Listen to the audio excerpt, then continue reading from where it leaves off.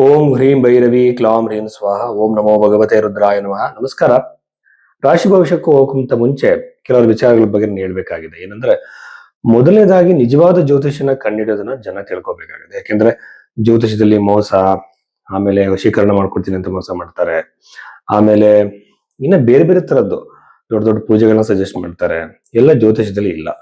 ಮೊದಲನೇದಾಗಿ ನ್ಯೂಮರಾಲಜಿ ಪ್ರಕಾರವಾಗಿ ಆಮೇಲೆ ಟ್ಯಾರೋಟ್ ಕಾರ್ಡ್ ಆಗಿರ್ಬೋದು, ಅಥವಾ ಹಸ್ತ ಸಾಮುದ್ರಿಕೆಯಲ್ಲಿ ವೆಸ್ಟರ್ನ್ ಪಾಮಿಸ್ಟ್ರಿನ ಇಂಡಿಯನ್ ಪಾಮಿಸ್ಟ್ ಅನ್ಕೊಂಡು ಈ ತರದಲ್ಲಿ ಯಾವ್ದು ಕೂಡ ಭವಿಷ್ಯ ನಿರೂಪಣೆ ಮಾಡೋಕ್ ಆಗಲ್ಲ. ನಮ್ಮ date of birth, time, place correct ಆಗಿರ್ಬೇಕು, ಲಗ್ನ ಕರೆಕ್ಟ್ ಆಗಿರ್ಬೇಕು. ಲಗ್ನ ಮಿಸ್ಟೇಕ್ ಆಗೋ ಸಾಧ್ಯತೆಗಳಿರುತ್ತೆ, ಯಾಕಂದ್ರೆ ತುಂಬಾ ಬೇಗ ಬದಲಾವಣೆ ಆಗುತ್ತೆ. ಇದನ್ನ ಕಂಡುಹಿಡಬೇಕು ಅಂದ್ರೆ ನಿಮ್ಮ ಜೀವನದಲ್ಲಿ ಹಿಂದೆ ನಡೆದಿರೋ ಘಟನೆಗಳನ್ನ ಆತ ಹೇಳ್ಬೇಕು.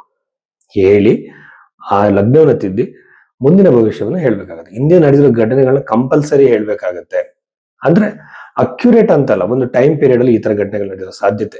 ಯಾಕೆಂದ್ರೆ ಲಗ್ನವನ್ನು ಕಂಡಿಡಿಯಾಗಿ ಇವೆಲ್ಲ ಮಾಡ್ಕೊಂಡ ಮೇಲೆ ಪೂಜೆಗಳನ್ನ ಸಜೆಸ್ಟ್ ಮಾಡುವಾಗ ಬೃಹತ್ ಪರಾಶರ ಹೋರಾಶಾಸ್ತ್ರದಲ್ಲಿ ಯಾವುದೇ ಒಂದು ನಿಮಗೆ ರಮಲಶಾಸ್ತ್ರ ಆಗಿರ್ಬೋದು, ಇನ್ನೊಂದಾಗಿರ್ಬೋದು, ಇದ್ಯಾವುದು ಕೂಡ ಅದ್ರಲ್ಲಿ ಉಲ್ಲೇಖ ಇಲ್ಲ. ನಿಮಗೆ ಜ್ಯೋತಿಷದ ಪ್ರಕಾರವಾಗಿ ಅಂದ್ರೆ ಬೃಹತ್ ಪರಾಶರ ಹೋರಾಶಾಸ್ತ್ರ ಮೈನ್ ಗ್ರಂಥ ಆಗಿರೋದ್ರಿಂದ ಅದರಲ್ಲಿರೋ ಪರಿಹಾರಗಳು ಬಂದು ಬಹಳ ಸಿಂಪಲ್. ಮಂತ್ರ ಜಪ, ದಾನಗಳು, ಸ್ತೋತ್ರಗಳು, ಇದು ಮಾತ್ರ ಇದೆ. ಇದನ್ನ ಯಾರು ಬೇಕಾದ್ರೂ ಮಾಡ್ಬೋದು, ಪ್ರತಿಯೊಬ್ಬ ವ್ಯಕ್ತಿ ಕೂಡ ಮಾಡ್ಬೋದು, ಯಾವುದೇ ಭೇದ ಭಾವ ಇಲ್ಲ. ಸೊ ಈ ಬಗೆಯಲ್ಲಿ ಹೋಗ್ಬೇಕೆ ಹೊರತು ಕಾಳ ಸರ್ಪ ದೋಷ ಅನ್ನೋದು ಜ್ಯೋತಿಷದಲ್ಲಿ ಇಲ್ಲ. ಆಗ್ಲಿ ಕುಜ ದೋಷದ ಬಗ್ಗೆನೂ ಡಿಬೇಟ್ಸ್ ಇದೆ, ಪಿತೃದೋಷದ ಬಗ್ಗೆ ಡಿಬೇಟ್ಸ್ ಇದೆ. ಇದೆಲ್ಲ ಕೂಡ ಯಾವ್ದು ಇಲ್ದಿರೋ ದೋಷಗಳನ್ನ ಹೇಳಿ, ಈಗ ಮೊನ್ನೊಬ್ಬರು ಹೇಳ್ತಿದ್ರು ಅದ್ಯಾವುದೋ ಒಂದು ದ್ವಿಕಳತ್ರ ಯೋಗ ಇದೆ ಅಂತ. ಇವೆಲ್ಲ ಜ್ಯೋತಿಷದಲ್ಲಿ ಎಲ್ಲಿದೆ ಅಂತಾನೆ ಗೊತ್ತಿಲ್ಲ, ಸುಮ್ಮನೆ ಎದುರಿಸ್ತಾರೆ. ಸೊ ಆತರ ನಂಬಬೇಡಿ. ಜ್ಯೋತಿಷ ಅಂತಂದ್ರೆ ನಿಮ್ಮ ಜೀವನದಲ್ಲಿ ಒಳ್ಳೇದು ಕೆಟ್ಟದ್ದು ಟೈಮ್ ಪೀರಿಯಡ್ ನ ಮಾತ್ರ ಹೇಳ್ಬೋದು. ನಿಮ್ಮ ಹಣೆ ಬರವನ್ನ ಕಂಪ್ಯೂಟರ್ ಚೇಂಜ್ ಮಾಡಕ್ಕೆ ಯಾರಿಂದಲೂ ಸಾಧ್ಯ ಇಲ್ಲ. ಸೊ ಇದನ್ನ ಗಮನದಲ್ಲಿ ಇಟ್ಕೊಳ್ಳಿ. ಜ್ಯೋತಿಷದ ಪ್ರಕಾರವಾಗಿ ಒಳ್ಳೆಯ ಕೆಟ್ಟ ಟೈಮು ಮತ್ತೆ ಅದನ್ನ ನ್ಯೂಟ್ರಲ್ ಮಾಡೋದಕ್ಕೋಸ್ಕರ ಕೆಲವು ಸಿಂಪಲ್ ಪರಿಹಾರಗಳನ್ನ ಜ್ಯೋತಿಷ ತಿಳಿಸ್ತಾರೆ. ಸೊ ಈ ಬಗ್ಗೆಯಲ್ಲಿ ಜಾತಕ ನೋಡ್ಸೋದಕ್ಕೆ ನೀವು ಭೈರವಿ ಆಸ್ಟ್ರೋದಲ್ಲಿ ನಿಮ್ಮ ಜಾತಕವನ್ನ ತೋರಿಸಬಹುದು. ಈ ಕನ್ಸಲ್ಟೇಷನ್ ತಗೊಳ್ಬಹುದು. ಕನ್ಯಾ ರಾಶಿ 2026 ಫೆಬ್ರವರಿ 22 ನಂತರದಲ್ಲಿ ವಾರ ಫಲದಲ್ಲಿ ಕನ್ಯಾ ರಾಶಿಯ ಬಗ್ಗೆ ನಾವು ನೋಡೋದಾದ್ರೆ, ನನಗೆ ಅನಿಸ್ತಿರೋದು 12ನೇ ಮನೆ ಕೇತು ಯೂಶುವಲ್ ನಾನು ತುಂಬಾ ಇಷ್ಟಪಡುವಂಥದ್ದು. ನಿಮ್ದು ಬರ್ತ್ ಚಾರ್ಟ್ ಅಲ್ಲಿ ಕೇತು 12ನೇ ಮನೆ ಇದೆ ನೋಡಿ, ಇದೊಂದು ಮೋಕ್ಷ ಕಾರಕ ಅಂತ. ಇದು 12ನೇ ಮನೆದು ಮೋಕ್ಷ ಸ್ಥಾನ. ಅಲ್ಲಿ ಕೇತು ಗ್ರಹ ಇರುವಂತದ್ದು ಯೂಶುವಲ್ ಆಗಿ ಸ್ಪಿರಿಚುವಲ್ ಓರಿಯೆಂಟೇಷನ್, ಸ್ಪಿರಿಚುವಾಲಿಟಿಗೆ ಸಂಬಂಧಪಟ್ಟಂತಹ ಹಲವು ಭಾವನೆಗಳನ್ನ, ಆಲೋಚನೆಗಳನ್ನ ಕೊಡುತ್ತೆ. ಹಾಗಾದ್ಮೇಲೆ ರಾಶಿನ ನೋಡೋದಾದ್ರೆ ಸ್ವಲ್ಪ ಪರಿಣಾಮ ನಿಮ್ಮ ಮೇಲೆ ಆಗತ್ತೆ. ನೀವು ಆಧ್ಯಾತ್ಮಿಕ ಭಾವನೆಗಳನ್ನ ಹೊಂದುತ್ತೀರಾ, ದೇವಸ್ಥಾನಗಳಿಗೆ ಹೋಗ್ಬೋದು.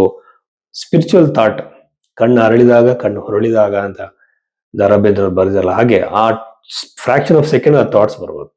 ಇದ್ರ ಕಡೆ ಗಮನ ಕೊಡಿ, ಯಾಕೆಂದ್ರೆ ಉನ್ನತಿ ಇರೋದೇ ಅಲ್ಲಿ. ಇದ್ರ ನಂತರದಲ್ಲಿ ಸ್ಟೂಡೆಂಟ್ಸ್ಗೆ ಸ್ವಲ್ಪ ಸಮಸ್ಯೆಗಳಾಗತ್ತೆ ಎಜುಕೇಶನ್ ಅಲ್ಲಿ. ಅವ್ರು ಅನ್ಕೊಂಡಾಗ ರಿಸಲ್ಟ್ ಬರದಿರ್ಬೋದು, ಏಕಾಗ್ರತೆ ಸಮಸ್ಯೆ ಆಗ್ಬೋದು, ಟೆನ್ಷನ್ಗಳಾಗ್ಬೋದು, ಯಾವುದೋ ಒಂದು ಕಾರಣಾಂತರದಿಂದ ಅನ್ಕೊಂಡ ಸ್ಕೋರ್ ಬರದಿರ್ಬೋದು. ಇಲ್ಲಿ ಸ್ಟೂಡೆಂಟ್ಗಳು ತುಂಬಾ ಸೆನ್ಸಿಟಿವ್ ಆಗಿ ಅಗತ್ಯ ಅಲ್ಲ. ಜೀವನ ಅಂತಂದ್ರೆ ಮನುಷ್ಯ ಅಂದ್ಮೇಲೆ ಅವನ ಭಾವನೆಗಳಿಗೆ ಏರಿಳಿತ ಆಗೇ ಆಗತ್ತೆ. ಸ್ಕೋರು ಕಡಿಮೆ ಆಗ್ಬೋದು, ಏನ್ ಬೇಕಾದ್ರೂ ಆಗ್ಬೋದು. ಸೊ ಅದನ್ನ ಜ್ಞಾಪಕದಲ್ಲಿ ಇಟ್ಕೊಳ್ಳಿ, ತಲೆ ಕೆಡಿಸ್ಕೊಳಕ್ ಹೋಗ್ಬೇಡಿ. ನಾನು ಹೇಳೋದು, ನಿಮ್ಮ ಸ್ಟಡೀಸ್ ಅಲ್ಲಿ ಒಂದು ಬದಲಾವಣೆ ನೆಗೆಟಿವ್ ಆಗೋ ಸಾಧ್ಯತೆ, ಅದನ್ನ ಒಪ್ಕೊಳ್ಳಿ. ಅದಾದ್ಮೇಲೆ ವಿವಾಹ ವಿಳಂಬ ಆಗುತ್ತೆ. ಅನ್ಕೊಂಡಂತ ಸಂಬಂಧ ಬರದಿರ್ಬೋದು, ಟೆನ್ಷನ್ಗಳಾಗ್ಬೋದು. ನಿಮಗೆ ಒಂದು ಯೂಶುವಲ್ ಆಗಿ ಏನೋ ಒಂದು ಸಂಬಂಧನ ಎಕ್ಸ್ಪೆಕ್ಟ್ ಮಾಡಿರ್ತಾರ, ಎಕ್ಸ್ಪೆಕ್ಟೆಡ್ ಸಂಬಂಧ ಬರದಿರ್ಬೋದು, ನೋವಾಗ್ಬೋದು, ಬಿಟ್ಟು ಹೋಗ್ಬೋದು, ಅವರು ಕ್ಯಾನ್ಸಲ್ ಆಗ್ಬೋದು. ಶನಿ ಯೂಶುವಲ್ ಆಗಿ ಅವ್ ಕೆಲಸ ಮಾಡುತ್ತೆ. ಆ ಪ್ಲಾನೆಟ್ ಒಂದು ಗ್ರಹ ಕೆಟ್ಟದು ಅಂತಲ್ಲ, ಗ್ರಹಕ್ಕೆ ವಹಿಸಿರುವಂತಹ ಜವಾಬ್ದಾರಿಯನ್ನ ಗ್ರಹ ಮಾಡುತ್ತೆ ಅಷ್ಟೇ. ಅದ್ರ ಬಗ್ಗೆ ಜಾಸ್ತಿ ವಿಶ್ಲೇಷಣೆಯನ್ನು ಬೇಡ. ಸೊ ಬಟ್ ದಾಂಪತ್ಯದಲ್ಲಿ ಒಂದು ಒಂದು ಒಂದು ಅಭಿವೃದ್ಧಿ ಅಂದ್ರೆ ಒಂದು ಪ್ರೋಗ್ರೆಸ್, ಒಂದು ಪಾಸಿಟಿವ್ ಚೇಂಜ್ ನಾನು ಎಕ್ಸ್ಪೆಕ್ಟ್ ಮಾಡಿಲ್ಲ. ಕೆಲವು ಸಣ್ಣ ಸಣ್ಣ ವಿಚಾರಕ್ಕೆ ದೂರ ಆಗಿರ್ತಾರೆ. ಈಗ ನಾನು ರೀಸೆಂಟ್ ಆಗಿ ಅವ್ರು ಫೋನ್ ಮಾಡಿ, ಸರ್ ಫೋನ್ ನೋಡಿದ್ರೆ ಏನೇನೋ ಮೆಸೇಜಸ್ ಇತ್ತು, ಹಂಗಾಗಿ ನಾನು ಅವ್ರನ್ನ ಬಿಟ್ಟು ಬಂದೆ ಅಂತ ಹೇಳಿದ್ರೆ, ಯಾರು ಈ ಪ್ರಪಂಚದಲ್ಲಿ ಪರ್ಫೆಕ್ಟ್ ಆಗಿದ್ದಾರೆ? ಇನ್ನೊಂದು ಅವ್ರ ಪ್ರೈವೇಟ್ ಝೋನ್ಗೆ ನಾವ್ ಯಾಕೆ ಹೋಗ್ಬೇಕು? ಅದು ಒಬ್ಬ ವ್ಯಕ್ತಿಗೆ ಒಂದು ಪ್ರೈವೇಸಿ ಅಂತ ಇರುತ್ತೆ, ಆ ಪ್ರೈವೇಸಿನ ಯಾಕೆ ಹಾಳು ಮಾಡ್ಬೇಕು? ಇದನ್ನೆಲ್ಲ ನಾವು ಗಮನಿಸ್ಬೇಕಾಗತ್ತೆ. ಈಗ ಜೀವನ ಅನ್ನೋದು ನಮ್ಮ ತಂದೆ ತಾಯಿಗಳಿಗೆ ನಾವ್ ಎಷ್ಟೆಲ್ಲ ಸಮಸ್ಯೆಗಳಿದ್ರು ಅವರಲ್ಲಿ ನ್ಯೂನತೆಗಳು ನಾವು ಒಪ್ಕೊಂಡಿರ್ತೀವಿ. ಅದೇ ತರ ನಾವು ನಮ್ಮ ಲೈಫ್ ಪಾರ್ಟ್ನರ್ ಒಪ್ಕೋಬೇಕಾಗತ್ತೆ. ಎಲ್ಲರಿಗೂ ನಾವು ಕಂಟ್ರೋಲ್ ಮಾಡಕ್ ಹೋದ್ರೆ ಲೈಫ್ ಪಾರ್ಟ್ನರ್ಗೆ ಹಿಂಸೆ ಆಗುತ್ತೆ. ಸೊ ಕಂಟ್ರೋಲ್ ಮಾಡೋದಲ್ಲ, ಅವ್ರ ಸ್ವಾತಂತ್ರ್ಯ ಅವ್ರು ಕೊಡ್ಬೇಕಾಗತ್ತೆ. ಸೊ ಈ ತರ ಸಮಸ್ಯೆಗಳಿಂದ ಹೊರಗಡೆ ಬರೋ ಸಾಧ್ಯತೆ ಇದೆ. ಪ್ರಾಪರ್ಟಿ ಖರೀದಿಗೆ ಅವಕಾಶ, ಎಸ್ಪೆಷಲಿ ಗೃಹ ನಿರ್ಮಾಣಕ್ಕೆ ಪ್ರಯತ್ನ ಮಾಡ್ತಿರೋರಿಗೆ ಗೃಹ ನಿರ್ಮಾಣದ ಸಾಧ್ಯತೆ ಅತಿ ಹೆಚ್ಚಾಗಿ ಹೋಗ್ತಾ ಹೋಗುತ್ತೆ. ಆಮೇಲೆ ಪ್ರಾಪರ್ಟಿ ಖರೀದಿ ಬಹಳ ಅನಾಯಾಸವಾಗಿ ಆಗುತ್ತೆ. ಹೊಸ ಬಿಸ್ನೆಸ್ ನ ಮಾಡೋ ಪ್ರಯತ್ನ ಮಾಡ್ತಿರೋರಿಗೆ ಬಹಳ ಅನಾಯಾಸವಾಗಿ ಎಲ್ಲ ಕೆಲಸಗಳು ಆಗ್ತಾ ಬರುತ್ತೆ. ಆಮೇಲೆ ಇನ್ನೊಂದೇನಂತಂದ್ರೆ ಕುಟುಂಬದಲ್ಲಿ ಸೌಖ್ಯ, ನೆಮ್ಮದಿ, ಕುಟುಂಬದವ್ರ ಜೊತೆ ನೆಮ್ಮದಿಯ ವಾತಾವರಣ ನೀವು ಕಳೀತೀರ. ಹಾಗೇನೆ ಅಣ್ಣ ತಮ್ಮದ್ರ ಬಗ್ಗೆ ಕಿರಿಕಿರಿ ಆಗಿದೆ. ಯಾಕಂದ್ರೆ ಅಣ್ಣ ತಮ್ಮಂದ್ರಿಗೆ ಕಾರಕನಾಗಿರುವಂತ ಕುಜಗ್ರಹ ಒಂದು 6ನೇ ಮನೆ ಇರುವುದು ಯೂಶುವಲ್ ಆಗಿ ಬ್ರದರ್ಸ್ ಮಧ್ಯೆ, ಯಂಗರ್ ಬ್ರದರ್ಸ್ ಗಳ ಮಧ್ಯೆ ಕಿರಿಕಿರಿಗಳು ಆಗೋ ಸಾಧ್ಯತೆಗಳಿರುತ್ತೆ. ಬಟ್ ಒಟ್ಟಾರೆಯಾಗಿ ತುಂಬಾ ಪ್ರಗತಿಯನ್ನ ಕನ್ಯಾ ರಾಶಿಯವರು ನೋಡ್ತಾರೆ. ಒಂದ್ ವೇಳೆ ಕನ್ಯಾ ರಾಶಿಯಲ್ಲಿ ನೀವು ಬುಧಗ್ರಹ ಇದ್ದಿದ್ದೆ ಆಗಿದ್ರೆ ಭದ್ರಯೋಗ ಇರುತ್ತೆ. ಅವರಿಗೆ ಬುಧ ದಶೆ ನಡೀತಿದ್ರೆ ಅತ್ಯುಚ್ಚ ಮಟ್ಟವನ್ನ ಕನ್ಯಾ ರಾಶಿಯವರು ಮಾಡ್ತಾರೆ. ಸೊ ಇಷ್ಟು ವಿಚಾರಗಳಿದೆ. ಆಮೇಲೆ ಸಾಲದಿಂದ ಹೊರಗಡೆ ಬರೋದು ಕೂಡ ಬಹಳ ಉತ್ತಮವಾಗಿರುವಂತಹ ಅವಕಾಶಗಳು ಬರ್ತಾ ಹೋಗುತ್ತೆ.